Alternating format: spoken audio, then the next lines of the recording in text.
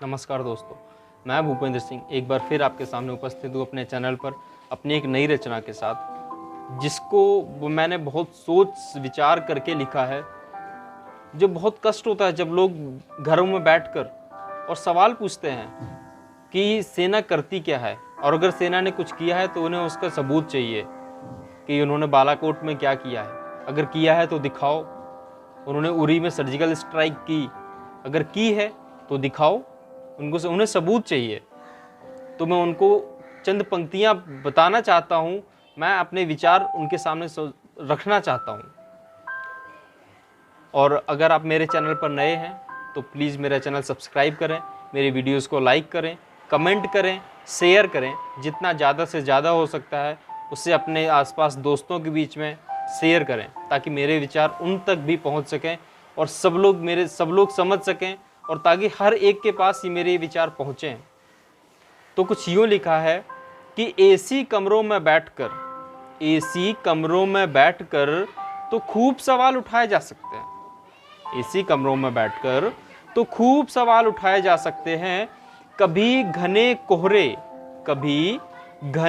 कोहरे ठिठुरती ठंड में घर से बाहर निकलकर देखा है क्या? कभी घने कोहरे ठिठुरती ठंड में घर से बाहर निकलकर देखा है क्या? और सेना की काबिलियत पर संदेह जताते हो। सेना की काबिलियत पर संदेह जताते हो। कभी किसी सैनिक का दम खम देखा है क्या? और बहुत आसान है ये कहना कि वो तो एक बेकसूर मासूम सा लड़का था। आप रोज आए दिन सुनते होंगे, इस जम्मू कश्मीर में हमारी सेना ने किसी आतंकवादी को मार दिया तो चंद राजनीतिक लोग अपनी राजनीतिक रोटियां सेकने के लिए यहां तक नहीं सोचते हैं और उस आतंकवादी को एक बेकसूर मासूम लड़का बता देते हैं। तो जरा गौर फरमाइएगा कि बहुत आसान है कहना कि वो तो एक बेकसूर मासूम सा लड़का था। कभी किसी मासूम की AK-47 से चली गोली को अपनी छाती पर रोका है क्या? बहुत प्रश्न पूछते हो सेना की जांबाजी पर। कि ये लिखा है कि बहुत प्रश्न पूछते हो सेना की जांबाजी पर।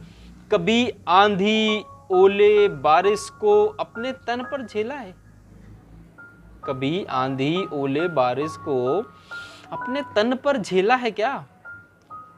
अरे कभी दिन भर खुली धूप में बैठ जाना, कभी दिन भर खुली धूप में बैठ लेना, और कभी एक दिन बारिश में भीग लेना।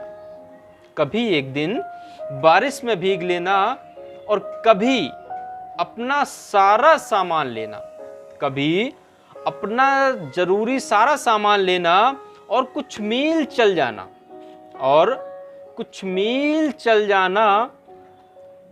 और क्या कहा कि फौजियों में भावनाएं नहीं होती। सच बताना, कभी फोन पर बात करके अपने बच्चों के साथ खेला है क्या? कभी फोन पर बात करके अपने बच्चों के साथ खेला है क्या? धन्यवाद दोस्तों।